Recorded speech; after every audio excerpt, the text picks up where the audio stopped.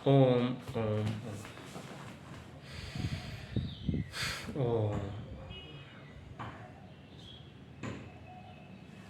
दोस्तों, एक बार पुनः मुमुक्ष प्रकरण से एक बहुत अच्छा विषय आप सबके सम्मुख लेके मैं आया हूँ। मोक्ष के बारे में सब जानते हैं, सब ने सुना। मोक्ष ही प्राप्त सर्वत्र प्राप्ति का साधन है, सर्वोत्त प्राप्ति का साधन मोक्ष है। और मोक्ष किस हेतु से मोक्ष प्राप्त करें, क्योंकि हमारे सनातन धर्म में ये बात कही गई है कि मोक्ष प्राप्ति ही हमारा सर्वोत्कृष्ट लक्ष्य होना चाहिए, मोक्ष प्राप्ति ही हमारे जीवन का आधार होना चाहिए। तो मोक्ष प्राप्ति के मुख्य साधन क्या है? तो मोक्ष प्राप्ति का जो मुख्य साधन है, मोक्ष प्राप्ति का मुख्य साधन जिसको बताया गया है वो मोक्ष के 4 द्वारपाल कहे गए हैं। आप सब भी पहली बार शायद सुन रहे हो बहुत लोग कि मोक्ष के द्वारपाल। हाँ, मोक्ष के 4 द्वारपाल कहे गए हैं। मोक्ष के द्वार पर निवास करने वाले ये 4 द्वारपाल बताए गए हैं, जो योग वशिष्ठ में मोक्ष प्रकरण में आते हैं। मैं जो भी आपसे बात करता हूँ वो किसी न किसी प्रमाणिक ग्रंथ को लेके करता हूँ, ताकि आप लोगों को प्रमाणिकता का भी पता रहे।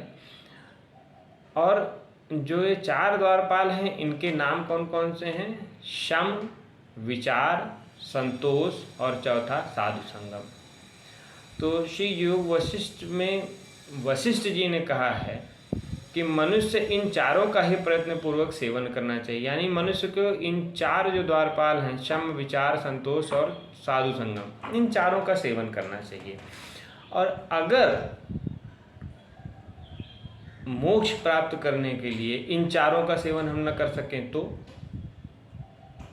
तो आपको लौकिक भाषा में समझाते हैं हम। जैसे जब आपको किसी कहीं जाना होता है और 4 द्वारपाल हैं, या तो चारों आपको जानते हो तो आप अंदर जा सकते हैं, या चारों में से 3 जानते हो तो भी आप अंदर जा सकते हैं। 3 अगर ना भी जानते हो, 2 जानते हो तो भी शायद आप अंदर जा सकें। और अगर 2 ना जानते हो तो कम से कम 1 भी अगर आपका जानने वाला होगा तभी आप अंदर जा पाओगे। लेकिन अगर इन चारों में से कोई आपका जानने वाला नहीं है तो आप अंदर नहीं जा सकते। ठीक यही बात यहाँ पे मोक्ष के द्वारपालों के ऊपर लागू होती है कि मोक्ष के 4 द्वारपाल जो कहे गए हैं, शम, विचार, संतोष और चौथा साधु संगम, यही 4 हैं। अब वशिष्ठ जी कहते हैं कि यदि इन चारों का सेवन न हो सके तो 3 का, अगर ये 3 का न हो सके तो 2 का भी सेवन न हो सके तो सभी उपायों द्वारा प्राणों की बाजी लगाकर भी 1 का आश्रय तो अवश्य ही ग्रहण करना चाहिए, क्योंकि जब 1 वश में आ जाता है तब शेष तीनों भी आधीन हो जाते हैं। इसको कहा गया मोक्ष द्वारे द्वारपाला तच्चार्य परिवर्तिना समो विचार सतो संतोष चतुर्थ साधु संगम एते सेवा प्रयत्न चत्वारो द्वयी यशोधरा द्वार मुच्चाट्य मोक्ष राजाए। तथा कि मोक्ष के इन 4 द्वारपालों से आपको आगे जाना है, यानी मोक्ष प्राप्त करना है, तो ये चारों में से किसी न किसी का आश्रय तो आपको लेना ही पड़ेगा। और ये मैं अपने वास्तविक अनुभव से कहता हूँ कि शम, विचार, संतोष और साधु संगम, इन चारों में से किसी को भी आपने पकड़ लिया, एक आपने ध्येय बना लिया, तो आप अवश्य मोक्ष के अधिकारी रहेंगे और मोक्ष प्राप्ति आपको अवश्य होगी। अब यदि हम बात करें कि शम क्या है, तो बार बार दोष दृष्टि का विचार करके उससे विरक्त होके चित्त को स्व में स्थिर करना शम। यानी जब आपके मन में बार बार दोष, जो भी आपको दृश्य दिखता है, जिनमें भी दोष है, उनमें बार बार आप दोष दृष्टि का विचार कर उनसे विरक्त होकर चित्त को स्व में स्थित करें। जैसे जो आपका लौकिक कार्य है, आप लौकिक कार्य कर रहे हैं, लेकिन उन लौकिक कार्य करने के बाद जब आप शांत होकर बैठते हैं, शांत होकर बैठने के बाद आप ये ज़रूर सोचें कि आप कौन हैं। जो मैं हमेशा फोकस हर बार कहता हूँ कि आप ये ज़रूर सोचिए कि आप कौन हैं। क्या आप जो पैदा हुए हैं, यानी कि आपके माँ बाप ने जो आपको पैदा किया, आप वही राम लखन हैं या वही सुरेश हैं या वही दिनेश हैं? और अगर वही दिनेश है तो जब आप पैदा हुए आपका नाम दिनेश नहीं रखा गया, तब आप कौन थे? और जो व्यक्ति नहीं जानता है कि आप दिनेश हैं, वो व्यक्ति आपको किस रूप में पहचानता है? यानी आपका शरीर या आपका नाम आपके शरीर की एक पहचान है, अपितु आप वो नहीं। यानी आप सुरेश नहीं हैं, आपको एक नाम दिया गया और आपने ये मान लिया कि मैं सुरेश हूँ। अब जानना क्या है कि फिर मैं कौन हूँ? और मैं बार बार कहता हूँ, ये जानने से ये प्रक्रिया ऐसी है कि आपका मन स्व में स्थित हो जाएगा जब आप बार बार इस चीज़ को खोजेंगे कि आखिर मैं कौन हूँ। यदि मैं सुरेश नहीं हूँ तो मैं क्या रमेश का लड़का हूँ? रमेश के तो और भी लड़के हैं। रमेश का लड़का होना मेरी आइडेंटिटी है। जब रमेश नहीं रहे तब मेरी क्या आइडेंटिटी होगी? यानी मेरी एक स्वयं की आइडेंटिटी है, स्वयं की पहचान। और जो स्वयं की पहचान है वही आपको मोक्ष के दरवाजे तक ले जाएगी। यानी बार बार जो भी आपको दिखता है, बार बार दोष दृष्टि के विचार से उन विषयों से विरक्त होकर चित्त का अपने लक्ष्य में स्थिर हो जाना ही शम है। यानी कि चित्त का अपने लक्ष्य में स्थिर होना, यानी आपको इस बात पे फोकस रहना है कि मैं कौन हूँ, मुझे जानना है। और मैं पुनः पुनः कहता हूँ, ये जानने की प्रक्रिया में ना तो आपका परिवार बाधक है, ना आपका समाज बाधक। आप अपने लिए समय निकाल सकते हैं। अपने लिए आधे घंटे का समय निकालिए और शांत चित्त होकर केवल इस प्रश्न पे विचार करिए। मैं पुनः कहता हूँ, केवल मेरा वीडियो देखने की आवश्यकता नहीं है। आप योग वशिष्ठ पढ़िए, आप गीता पढ़िए और इस प्रश्न को मन में रखिए कि आप कौन हैं। जो वशिष्ठ जी ने कहा कि मोक्ष के 4 द्वारपाल हैं, तो इन चारों द्वारपालों को आपको एक पकड़ना है।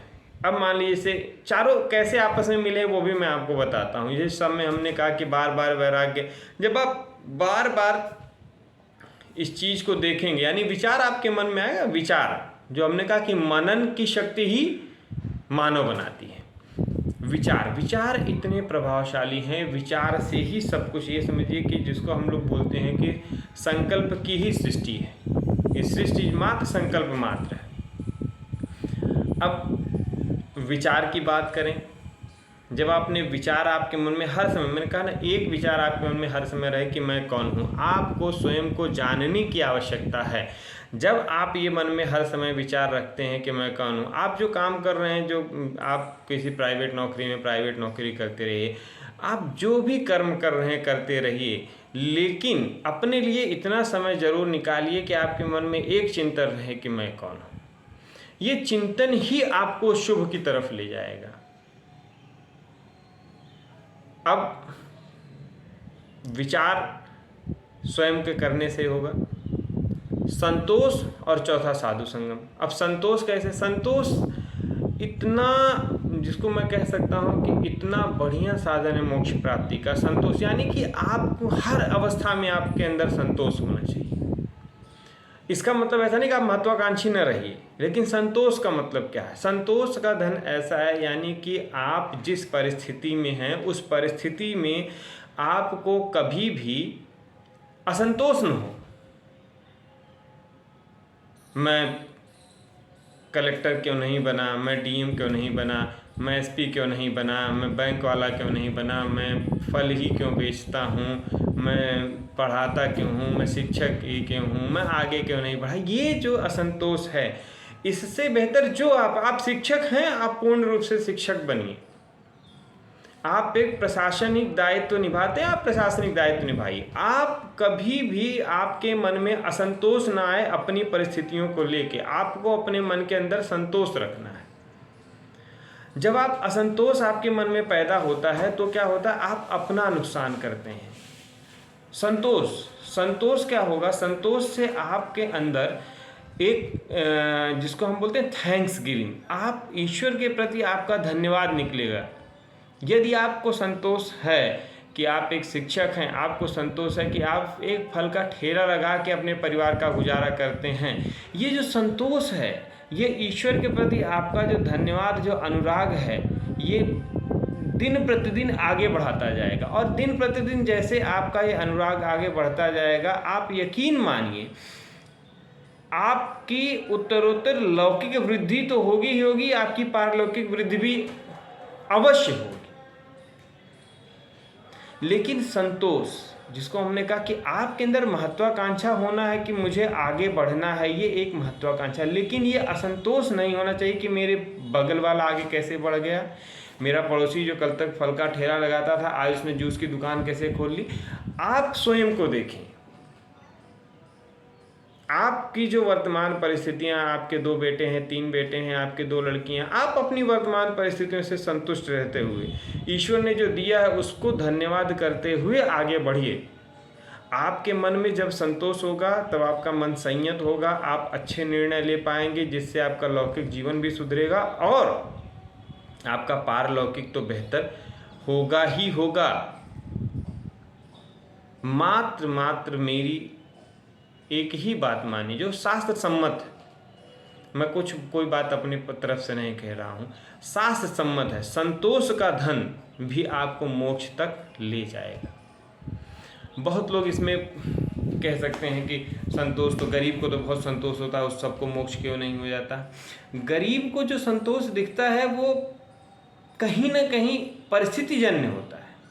यानी कि यदि वो आपके सम्मुख आएगा तो शायद हो सकता है कि आपको जो दिख रहा है कि वो संतोषी, लेकिन वो उसके बराबर के जो लोग होंगे उनसे शायद उसका भी कंपटीशन रहता हो। शायद वो इस बात से उसको भी ईर्ष्या होती हो कि जो मेरा पड़ोसी है उसके पास 2 बिस्ता खेत कैसे है, उसके खेत में इतना कैसे धान हो गया, मेरे खेत में कम धान क्यों होगा। वो कभी शायद, यदि वो गरीब ईश्वर को ये धन्यवाद दे कि चलो प्रभु जितनी मैंने श्रद्धा थी उस हिसाब से मेरे खेत में उपजा अन्न मेरे लिए पर्याप्त है। ये जो संतोष है, ये संतोष आने की जरूरत है। हम किसी भी, हर व्यक्ति जो जिस लेवल पे है, जब वो अपने से ऊंचे व्यक्ति के पास जाता है तब वो दिखाता है कि वो संतोषी है। हम अपने बॉस के पास सामने जाते हैं तो हम कहते हैं कि नहीं sir I am satisfied, no I am satisfied. And जब हम बाहर निकलते हैं अपने यार मित्र दोस्तों के पास जाते हैं तो हम कहते हैं no I am totally unsatisfied with my job. ये क्या है? यही जो हमारा कैरेक्टर है, we need to change this. संतोष आपके अंदर आना चाहिए। आप यदि बाहर भी अपने दोस्तों से मिले तो कहीं ना मैं संतुष्ट हूँ अपनी जो मेरी वर्तमान योग्यता के अनुसार जो मेरे पास ईश्वर ने दिया, मैं उससे संतुष्ट हूँ। मैं प्रयत्नशील हूँ कि मुझे और बेहतर मिले, लेकिन मैं असंतुष्ट नहीं। असंतुष्टि आपके मन में द्वेष, ईर्ष्या, आपके अंदर निगेटिव वाइब्स पैदा करती है और वो निगेटिविटी आपको कभी आगे जाने नहीं देगी। और मोक्ष या तत्व ज्ञान या ब्रह्म ज्ञान की यदि हम बात करें तो ये क्या है? ये आपके पॉजिटिव वाइब्स से ही आप इसको अटेन कर सकते हैं। ये जो स्थिति है ये अटेन आप तभी कर सकते हैं जब आप पूर्ण संतुष्ट होंगे। यदि आप अपनी जॉब से संतुष्ट नहीं, अपनी वर्तमान परिस्थितियों से संतुष्ट नहीं हैं तो संतुष्ट होइए। आप मेरी बात मान के आप संतुष्ट होइए। आप हर समय ईश्वर को धन्यवाद दीजिए कि प्रभु आपने जो मुझे जिम्मेदारी दी है, जो भी आपकी जॉब है वो आपके लिए एक जिम्मेदारी है। ईश्वर ने आपको एक जिम्मेदारी दी है, उस जिम्मेदारी का जिम्मेदारी पूर्वक निर्वहन करिए। यदि आपको और आगे बढ़ना चाहते हैं, अपनी योग्यता में निखार करिए, आप और अप्लाई करिए और आगे बढ़िए। परंतु मैं बार बार ये कहता हूँ कि अपने आप को संतुष्ट रखिए। यदि आप संतुष्ट हैं तो आप अपना भी कल बना रहे हैं और आप जिससे मिलेंगे वो व्यक्ति आपको, आप देखिए दुनिया आपको खुशनुमा लगने लगेगी। यदि आप असंतुष्ट हैं, आप घर जाते हैं, अपने बच्चों से भी आप प्यार से नहीं बात करते, अपनी वाइफ से आप प्यार से बात नहीं करेंगे, अपने माँ बाप से प्यार से बात नहीं करेंगे, आप असंतुष्ट रहेंगे। अरे मैं बहुत परेशान हूँ, अपनी जॉब में बहुत परेशान हर व्यक्ति है और परेशान कोई नहीं। जो पैसा कमा रहा है वो भी कहता है मैं परेशान हूँ, जिसके पास पैसा नहीं वो भी कहता है मैं परेशान हूँ, क्योंकि ये हमने एक परसेप्शन बना दिया है। और हमको इससे आगे जाना। शास्त्र केवल आपको मोक्ष तक ले जाने की बात नहीं करता। जब आपका जीवन में निखार आएगा तभी आपको मोक्ष प्राप्त हो सकता है। हमेशा ध्यान रखिए, एक असंतुष्ट परेशान व्यक्ति कभी मोक्ष का हकदार नहीं हो सकता। मोक्ष का हकदार वही होगा जिसके पास से, जिसको मैं शास्त्रों में कहा गया कि खुशबू आए, एक वाइब्स आए, जिससे मिलने के बाद हर व्यक्ति कहे कि यार बड़ा अच्छा लगा आपसे मिलकर। ये जो संतुष्टि, जो आपकी संतुष्टि है, ये आपके अंदर एक आभा मंडल पैदा करती है। वो आभा मंडल ही आपको आपकी साधनाओं में आगे ले जाता है, आपके समाज में आगे ले जाता है। आपको बस संतुष्टि की तरफ आगे जाना है। पत्नी अगर अपने घर में किसी भी तरह से, आप जहाँ पे हैं, अगर आप वहाँ पे संतुष्ट नहीं, आप देखिए अपनी परिस्थितियों को या तो यथेष्ट प्रयत्न करके बदल लीजिए, लेकिन असंतुष्ट होकर नहीं, संतुष्ट रहिए। जो ईश्वर ने दिया उसको धन्यवाद करिए, योग्यता बढ़ाइए, समझ बढ़ाइए, समझने की कोशिश करिए कैसे अपनी स्थितियों में बदलाव ला सकते हैं, विचार करिए।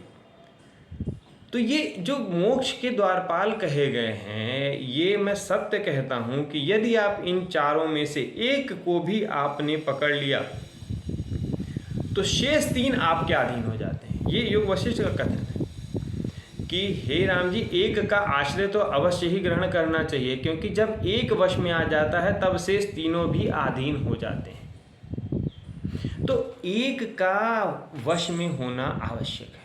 एक भी यदि आपके वश में है तो आप अवश्य आगे जाएंगे और आप मोक्ष के हकदार बनेंगे। तो ये मोक्ष के 4 द्वारपाल हैं, शम, विचार, संतोष और चौथा साधु संगम। साधु संगम की बात क्यों कही है? साधु संगम की बात, जब हम लोग साधु संगम की बात करते हैं तो पहले मन में जो आज के हमारे युवा बच्चे हैं या युवा पीढ़ी है या जो हमारे समकक्ष कह सकते हैं या हमारे मध्यम वर्ग, जो भी लोग हैं मध्यम आयु वर्ग के हैं, तो उनके मन में आता साधु संगम मतलब कि हम जो है अयोध्या, काशी, मथुरा कहीं जाएं जहाँ साधु लोग बैठे, वहाँ बैठ के चर्चा करें, यही साधु संगम है। साधु संगम मात्र इतना नहीं है। साधु संगम का मूल बात क्या है? यानी कि सद्विचारों का संग होना आपके लिए आवश्यक है। साधु, पहले के साधु क्या होते थे कि जो आप जब साधुओं के पास जाएंगे तो वो सत्संग करेंगे।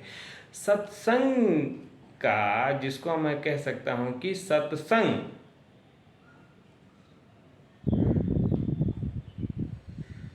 आपके लिए ठीक उस दवा के समान है जो आपके शरीर के हर रोग का नाश करता है। जो जरा जन्म आदि व्याधि का नाश करने का कार्य सत्संग से हो सकता है, और सत्संग बहुत सहज है। आप प्रमाणिक वीडियो देख के भी साधु संग कर सकते हैं। आज इस वर्चुअल दुनिया में आप निधिध्यासन शास्त्रों का पढ़ के सत्संग कर सकते हैं, और आज की डेट में हमारे पास तमाम चैनल हैं, आस्था, संस्कार, तमाम चैनल आते हैं। आप चुनाव करिए, पानो पियो छान के, गुरु करो जान के। और मैं बार बार इसका खंडन करता हूँ कि एक ही गुरु होना कोई जो, दत्तात्रेय जी के 24 गुरु थे। आप हर सबसे जो लेना चाहें लीजिए। बंधने की, यदि आप ये समझते हैं कि मुझे बंधना नहीं, मत बंधिए। जानने की कोशिश करिए। जो भी आप जिनको भी गुरु बनाते हैं, जानिए उनसे कि वो क्या करते हैं। क्या आप जैसा सोच रहे हैं आपको वो आगे तक ले जा सकते हैं कि नहीं। जानने की कोशिश, मुमुक्ष बनिए।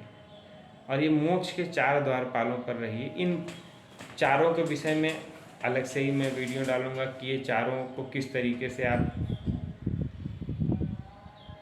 अपना सकते हैं, किस तरीके से इनके साथ चल सकते हैं। लेकिन ये मोक्ष के 4 द्वारपाल हैं, शम, विचार, संतोष, चौथा साधु संग। ये पुनः ध्यान रखिए, शम के साथ आप जा सकते हैं, विचारशील बन सकते हैं, संतोष, असंतुष्टि अपने मन से हटा दीजिए, संतोष रखिए। जो हो वो ईश्वर को धन्यवाद दीजिए कि जो आपके साथ घटित हो रहा है वो ईश्वर ने निर्धारित किया है, और ये मैंने अपने जीवन में खुद पाया है। यदि आप ईश्वर को धन्यवाद करते चलेंगे, आपका जीवन सरल होता जाएगा। घड़ी में कभी 12 बजता है, कभी 3 बजता है, कभी 9 बजता है, कभी 6 बजता है। किसी भी घड़ी में, संसार की किसी भी घड़ी में कभी 12 नहीं बजा, कभी एक जैसा समय कभी किसी का नहीं है। वो चाहे कितना भी शक्तिशाली व्यक्ति हो, कितना भी दुर्बल व्यक्ति हो, सबके जीवन में उतार चढ़ाव आता है। उतार चढ़ाव से आप असंतुष्ट मत हो, संतुष्ट रहिए। जो ईश्वर करता है अच्छा करता है। स्वयं को ढूंढने का प्रयत्न करिए। पुरुषार्थ प्रयत्न, मैं हर बार इस बात को कहता हूँ कि पुरुषार्थ प्रयत्न वही है जो स्वयं को ढूंढ सकता है। और आप इसमें, मैं योग वशिष्ठ का ही प्रमाण लेके कहता हूँ, जो वशिष्ठ जी ने साफ साफ कहा कि हे राम जी, इस जीवन का जो पुरुषार्थ है वो आपको मोक्ष तक ले जा सकता है। आपके पिछले जीवन के जो कर्म हैं वो आपके साथ आए या ना आए, लेकिन इस जीवन का पुरुषार्थ आपको मोक्ष तक ले जा सकता है। आपका अर्थ काम हो सकता है आपके पिछले जीवन के कर्मों से निर्धारित हो, लेकिन आपका पुरुषार्थ प्रयत्न आपको मोक्ष तक ले जा सकता है। आपको इस आने जाने के जन्म मृत्यु के चक्र से बाहर ले जा सकता है। ये सत्य है, ये सत्य है, ये सत्य है। इस बात को मान लीजिए और अपने जीवन को आगे ले जाने के प्रति